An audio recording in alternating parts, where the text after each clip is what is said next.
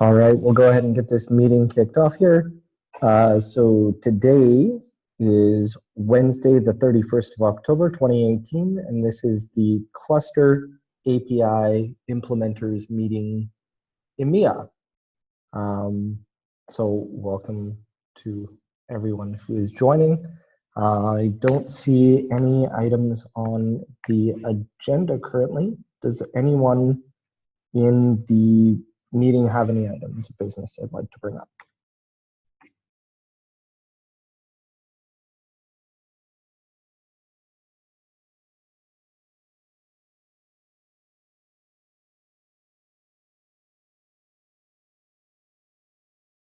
Well, I've got a question at some point, but Well, it's not like the most important one. Well, I don't think there's any other ones, so please bring it forward. Perfect. Awesome. Before I ask my question, just a little bit of context.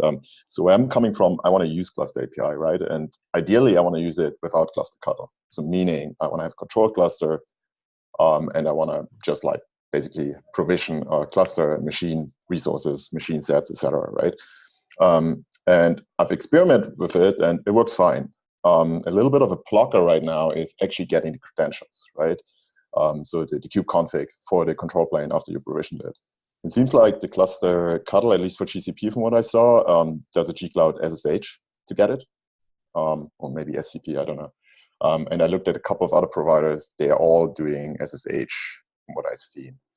Now this is a bit of a problem, right, for me, because ideally I want just like getting access to these credentials in the control cluster itself. So ideally, I don't know, there's something that puts it into the control cluster, sorry, as a secret, for example, right? So I was wondering if there have been discussions around that in the past, something you all can point me to, if that was never a problem, because maybe I'm missing something on how to use this stuff. So that certainly is a known issue. I'm just looking for, there's actually two issues open with it right now. One of them is to move the SSHing from the providers up into Cluster API, and the other one is to get rid of SSH. Personally, I'm very much for not getting it using SSH. I think that we need to invert the dependency there and inject the config into the cluster. But you could do that, or you could maybe think about like having kind of like a callback where the control script on the master basically puts it back into the control cluster, like with a, you know, with using like some service account that is very limited, just can't create a secret in the cluster namespace, something like that. Assuming that there is a service account and you do have SSH running, etc. The problem is that we have some inherent dependency on that machine actually being able to call back to the cluster. And now that we aren't part of the aggregated API, we don't have an exposed API. We just have the CRDs, and therefore to interact with them, you have to be able to authenticate, etc. However, in the meeting notes, I'm just going to paste a link here. Also, if those folks on the call would be able to add themselves to the attending on the meeting notes, that would be fantastic, please. And so issue 122 covers getting the kube config from the master without SSH. There hasn't really been any kind of work on it, and 160 is the opposite of that, to fetch the kube config from master via SSH, which is all about how do we move this upstream. And I would very much like to see it not be a dependency, because there are some systems that just don't have SSH enabled. All right. Cool. Well, thanks for the pointers. I'll take a look at it. Thank you.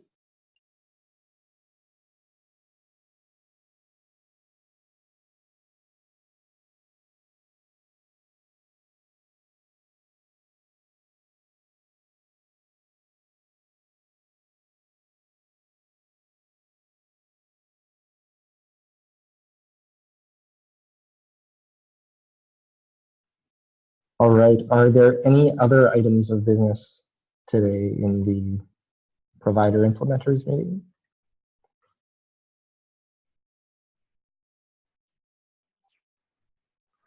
All right. I've got another one if we have time. Okay, please, dear God, yes. Okay, sorry, I really don't want to hijack this meeting, but so many questions since I'm new. So my control cluster is not a cluster API created cluster. My bootstrap cluster, I just use a different cluster, right? And I can create master nodes just fine through the CRDs. I have problems with the actual nodes, with the worker nodes.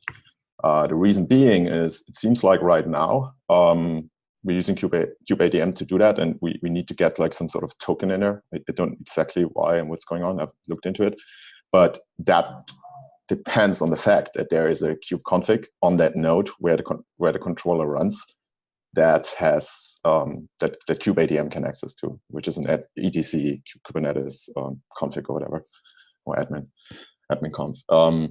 Now in my cluster that doesn't exist, right? Because it's not a kubeadm bootstrapped cluster. So yet another thing of like the question of like, are you aware of this? Has this come up before? Anything I can look at? So there has been some general discussions about it. Currently, we do have a hard dependency against kubeadm. The SSH provider is, as far as I know, not using kubeadm. So you might want to take a look at the SSH provider from the Samsung Cloud Native team.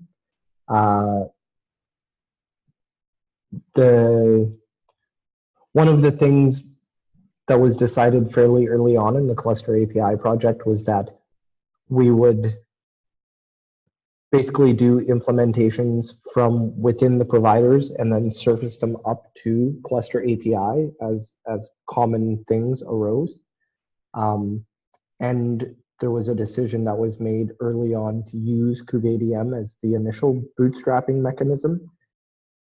Theoretically, you are able to use other bootstrapping mechanisms other than kubeadm, but most of the providers have an assumption that you are using kubeadm as the bootstrapping mechanism and have a lot of that hard-coded in. I know that, for example, the OpenStack provider, which is what everybody else on this call works on,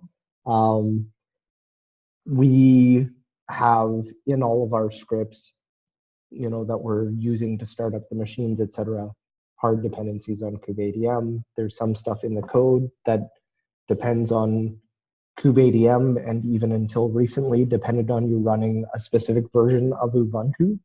And so we're just trying to slowly abstract those out and find out where we can draw those lines and what things we actually need to have available as abstractions. So it certainly is something that we're aware of, but it's definitely something that we would like to see more visibility raised to. So if you do come across those things, it would be fantastic if in the specific provider that you're using, or even in the cluster API, if you can go ahead and open issues around those kind of things so that we have more visibility on these are the things that we're running into. The other side of the coin is that for a lot of us, we kind of only, I think it's a blind spot for several of us because we're bootstrapping the clusters only one way using one particular mechanism. And so having some insights come in from outside would be very helpful. Awesome. We'll do that. Thank you. And yeah, it's good to know that you all want to move up and abstract away from things like kubeadm. Yeah, absolutely. There's quite a bit of work with the kubeadm stuff going on right now, trying to move some of that stuff out of the tree as well. So, for example, bootstrapping tokens is a thing that the code lives in kubeadm right now, even though it's technically is interacting with Kubernetes. So we're working on extracting that code and enabling other providers other than kubeadm to use that that same bootstrapping token mechanism. So if you maybe you've done that already, could like a pointer to that Samsung thing that you mentioned? Not sure I quite got it. yeah, sure. Thanks.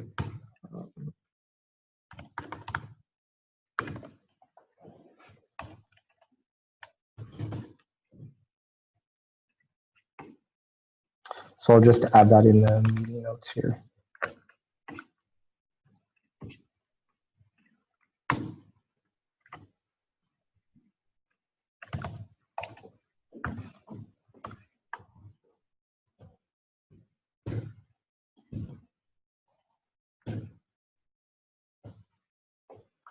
And are there any other questions that you may have? I think it's enough for today. Come back next week.